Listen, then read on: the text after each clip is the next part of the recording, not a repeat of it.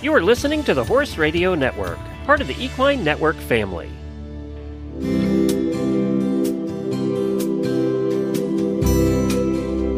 Welcome to this episode of the Daily Vet Life podcast, where we chat with equine veterinarians about the cases they've worked on in their clinics. I'm your host, Alex Beckstedt, Editorial Director of Equimanagement, and today I'm speaking with Dr. Bo Rainbow about a filly with severe rhinos that required surgical correction. This episode of the Daily Vet Life podcast is brought to you by DECRA. Dr. Bo Rainbow of Kentucky Equine Veterinary Dental Specialists is from Ocala, Florida, where he grew up on a commercial thoroughbred farm. Following graduation from Davidson College, he was accepted into the prestigious Darley Flying Start program to study the thoroughbred industry around the world for 2 years. During this time, he knew that veterinary medicine would be his calling. He was accepted into the University of Florida College of Veterinary Medicine. After graduation in 2012, he worked for the Hagyard Equine Medicine Institute and then did stints in Western Australia and Texas before returning to the bluegrass. He and his wife, Dr. Jackie Snyder, have 2 sons and a farm in Versailles. Thank you, Dr. Rainbow, for joining us today. Thanks for having me. So your area of practice is equine dental care, but the case that you're sharing with us today is a bit of a combined effort with a whole team of veterinary surgeons. Can you give us some background about this filly and her condition and how you became involved in this case? Sure. So originally, this case came through Dr. Jack Easley when I was his resident. And Dr. Easley, Jack Easley, is sort of the godfather and grandfather of modern equine dentistry. And with the American Veterinary Dental College, you become board certified in dentistry, but also sort of it's oral and maxillofacial surgery. So we see a lot of the cases where they've got monkey mouths, parrot mouths, or rhinoses. So the 4 different classifications of malocclusions, 1 through 4, and a rhinos is a class 4. And this filly that we've got today, Veda, was introduced to us by a veterinarian in Ohio who was working with the Fighting Chance Rescue. And she said, this filly, they were given this filly, when she was a couple days old because the owner was going to euthanize her. She was part of a commercial quarter horse operation. And the owner said, well, this isn't a valuable broodmare for me. This isn't a valuable prospect for me to try to raise and sell.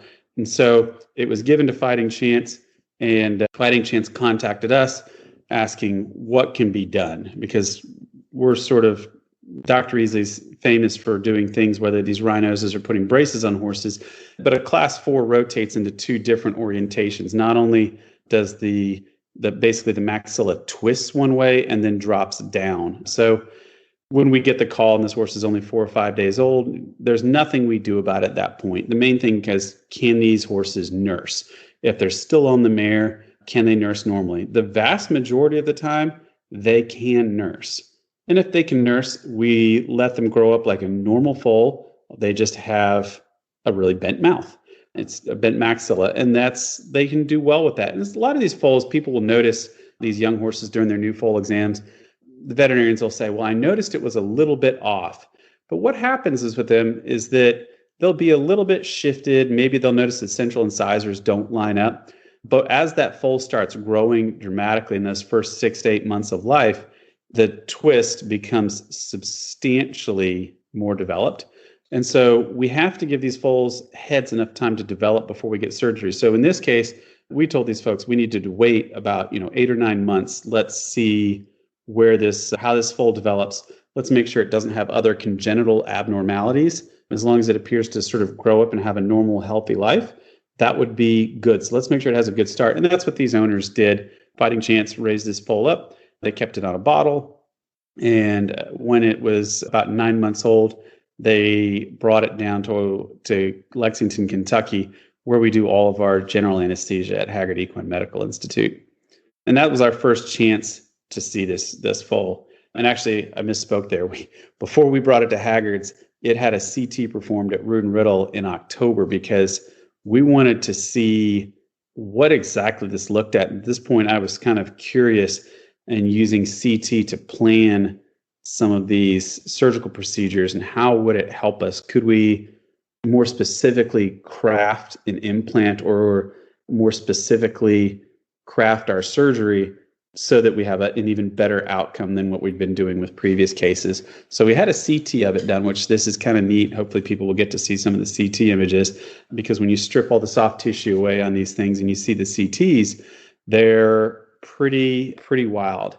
And this particular filly, at the age at which we had it done, her maxilla, her whole, or premaxilla, essentially everything from the incisive bone back to her first premolar, was deviated hard and to the left and tucked down.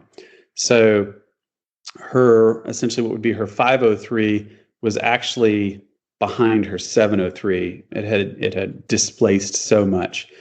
And the other thing we have to watch out for these little horses is that they'll typically do great as foals. They'll breathe normally.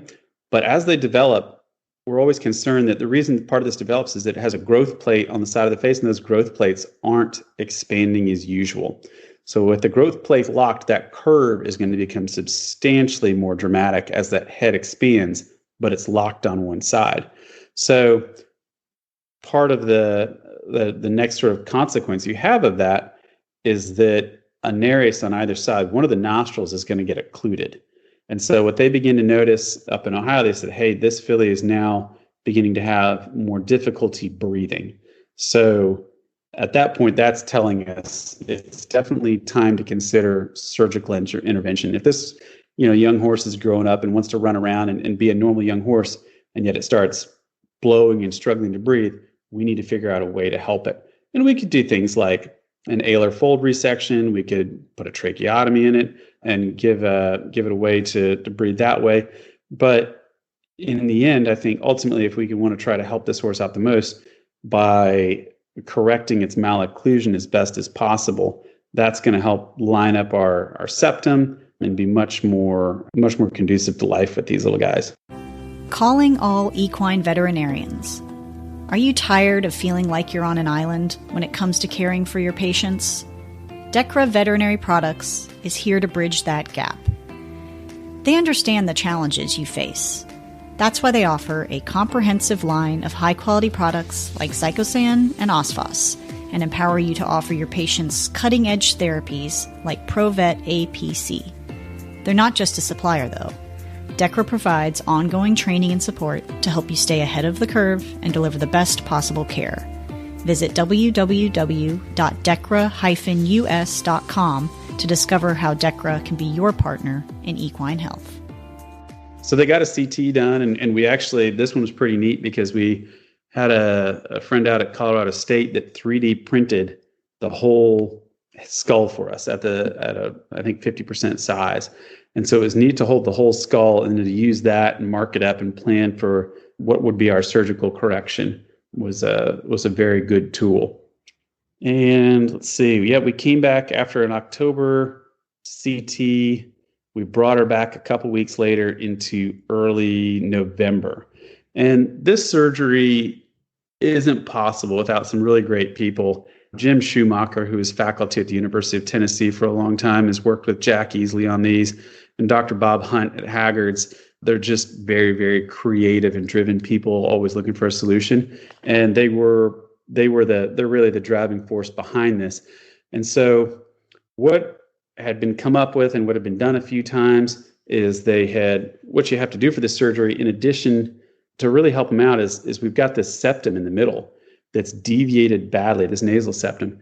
And what Dr. Schumacher had sort of pioneered was a way to use giggly wire to, in one move with 3 different veterinarians, you resect the nasal septum, which is important because you can't really leave it in there to fix the nasal bones and fix the maxilla. It needs to come out. And the problem is when they used to sort of cut from the nasal side, they would cut the nasal septum out, and they'd cut it back maybe 2 or 3 inches to the beyond the deviation.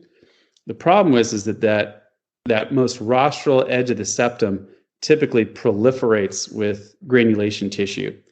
And so horses being obligate nasal breathers, there's not enough real estate for that granulation tissue and to still have a breathing horse. So that would be problematic. Dr. Schumacher figured out a way where we could get a really good angle, we'd have to do a laryngotomy and pass these wires to the laryngotomy. We'd do a trephine right on the bridge of the nose. And then we'd also use it to thread some wires out the nose. And so you can make 3 different cuts and pull out this giant triangular chunk of nasal septum. And so when you do that part of the surgery, if anybody's had a bloody nose, you know how bad that bleeds. And sometimes the surgery can be broken up and done into 2 pieces. Thankfully, the anesthesia team at Haggard's is really spot on, and we've got enough people there that will immediately pack it. So we'll have these things intubated through a tracheotomy. We'll make our cuts through the laryngotomy.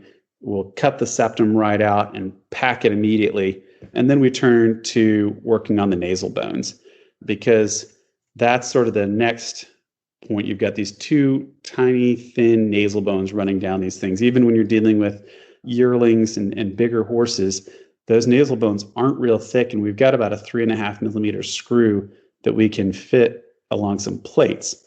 So we've got to make some incisions down the bridge of the nose.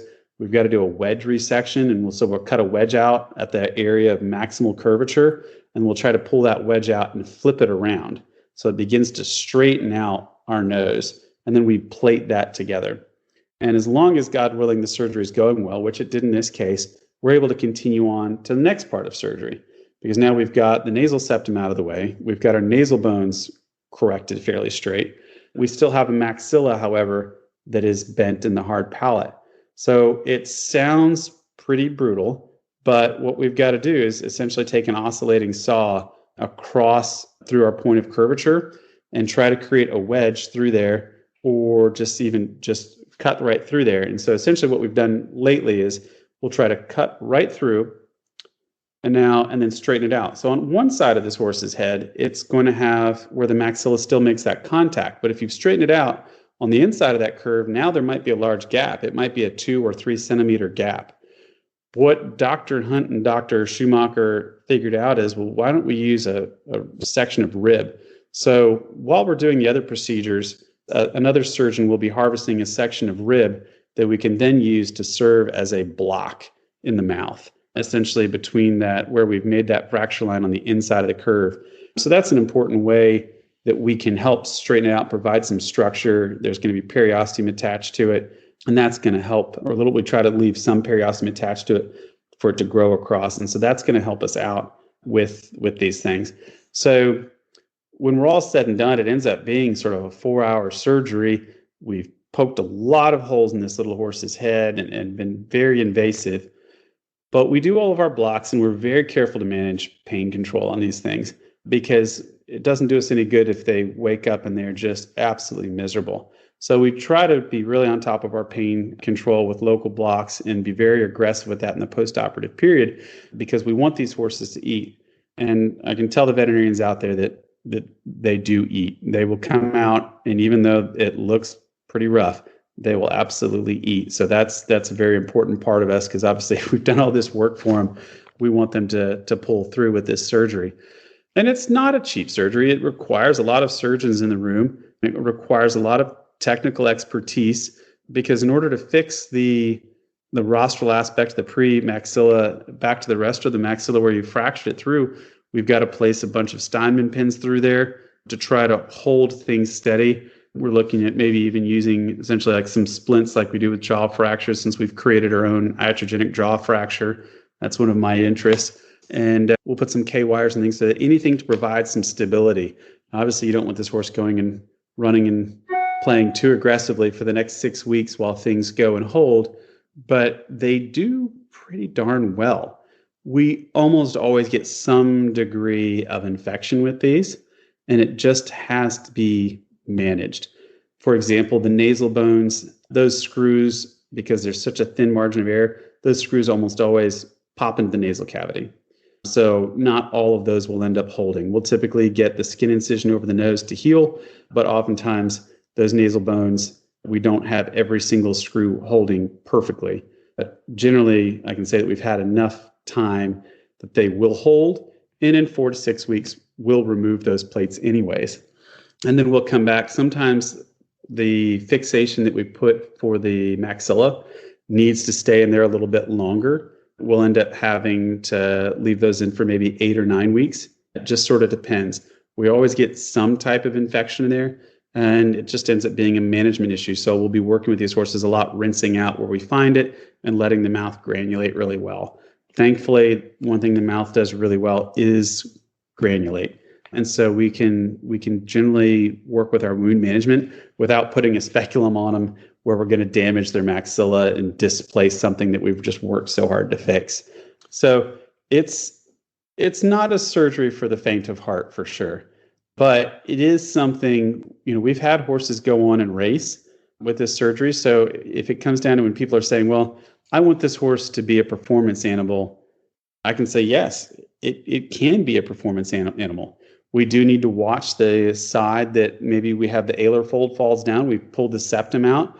We need to just manage and make sure that any granulation tissue that's at the back of that, where that nasal septum would have been, make sure that that is not becoming overly aggressive and impacting the airway. But we can absolutely, these horses can be athletes that can be shown. It is not going to be a perfect cosmetic outcome. If people see the after pictures of Veda, or any of other surgeries, they're not absolutely perfect, but unless they're being judged on their smile, it's going to be okay. So I understand this might not be desirable for halter breeders or something like that, where they're very concerned about the absolute cosmesis, but these can be a very functional horse because the back of their mouth is typically very fine. We don't have a problem with that. And so they just need more regular dental care at the front of their mouth to manage how those incisors are going to meet and wear. And that's important. And that's something that can be done every, maybe 4 to 6 months for the rest of their lives. But I think that's a smaller price to pay. And this surgery, it's not cheap. It might be $25,000 to $30,000 by the time we get through the surgeries and the wound care and then removing the appliances and the hardware later. It gets to be an investment, but a lot of times the horses that we're doing this for, they might be worth that much, or they have the potential to be worth that much. And we've also just had owners that have done this because it was for the good of the horse, and that's greatly appreciated. Yeah, well, I'm just it's such a complex and intensive procedures. I think it's fascinating. Personally, I'm curious what the timeline is on these sort of cases for full healing, full recovery, back to normal diet. So I guess essentially, we want to see these horses. We want to give them as long as possible to mature before they start having airway problems. Because ideally, we get to them maybe just while the airway problems are minimal, because we're really trying to get as much growth into that head as possible. Because even though we fix the one side, we've now cut both sides of the maxilla and they won't grow as normal. So you almost always end up with some degree of a monkey mouth, where the mandible is longer than the maxilla. So depending on how far we can get these things out, typically it's somewhere between 6 months to a year. And once we start on them, if we've got to do a surgery, and typically we've got them moved back, they'll be eating pelleted feeds within the day of, they'll recover from surgery and being pelleted feeds. We'll try to get them to eat hay pellets beforehand. We talk to owners about that. Before we do surgery, let's get them eating a pelleted feed and pelleted hays. That way, it's just the least amount of chewing possible for them. So we'll get them used to that. And then they'll typically move right on to transition post-operatively back to their normal feed right off the bat. And these horses, as far as the aftercare, we do keep, a lot of times we'll send them straight home a few days later, just once we've kind of got them awake, made sure that all their blood work looks good, that they're not having any fevers. And once they kind of get through that initial 48-hour period post-operatively and they're appearing to be quite healthy, they'll go home. And then we'll typically try to see them in about 14 days or less. And that way we'll see what has dehisced, if anything. And there almost always is some degree of wound dehiscence in the mouth. And at that point, we can do cultures, look and see what needs to be flushed, if something needs to be debrided or whatever. And then sometimes those horses end up staying with us just depending on what the complication is. And they might stay with us for a week or two. We've had some people leave them here for a month. And some horses have, we've been able to say, here's what it is. We need you to flush this in the mouth. It's not going to require sedation or anything like that. And they'll take them home with them and they'll manage them from there with their regular veterinarian. Because some of these horses are coming from quite far. It just depends what is the most convenient, essentially, for the client and for us to be able to get an eye on these horses. But yeah, they'll go home eating pretty much regular feed. And once everything heals up enough and we start pulling out the hardware, then they can go back to full grain, full hay, the works. And they go on to develop relatively normally after that. Is there any other advice that you would give veterinarians faced with similar cases or such severe malocclusions? Well, I think when we think about these, it's everybody's sort of knee-jerk reaction of, they see a rhinos, or maybe they don't appreciate it that much, but there's something just a little bit off. I think it's good to start that conversation with owners at that new foal exam. If there is, whether it's being a malocclusion 2, 3, or 4, so a monkey mouth, a parrot mouth, or rhinos, you having that conversation early and understanding what the consequences are. And a monkey mouth and a parrot mouth aren't fatal or anything like that. We can do things early in the horse's life to help it be more manageable later on in life. And I think those are very helpful by putting braces or an appliance on that stops overbite so that we don't get teeth locked in behind each other and we have free movement of teeth is really important. And the same thing with a rhinos is understanding, having that conversation with owners that, it doesn't look that bad right now. It is unfortunately likely to get worse, and that this is understanding the progression of how this goes so that owners have an idea of what may go on. Because I think a lot of people don't understand that they can be fixed. It does take time, patience, and money. They certainly can be fixed or can be managed, but it's definitely not an automatic death sentence in my book. If you're looking at the horse as a whole and it's a reasonably healthy foal and it's what the person was wanting for, with the exception of a rhinos, they don't need to lose hope. It's just buckle up for a long ride. Right. Well, thank you so much, Dr. Rainbow, for taking the time to come on Daily Vet Life and share this filly story with us. It was really fascinating to hear. Well, thank you very much for having me. We've got a lot of interesting dentistry cases, so we will always be a source of interesting dentistry cases. I try to keep them posted on our Facebook when we get some interesting ones. So happy to share and expose more veterinarians to some of the different dental surgeries and oral maxillofacial surgeries that we can do. Great. And if you're tuning into this episode through wherever you get your podcasts, head over to equimanagement.com. We're going to share some CT scan images from this filly's case, and they're pretty fascinating to see. That's it for this episode. Thanks for tuning in, and thanks to our sponsor, Decra.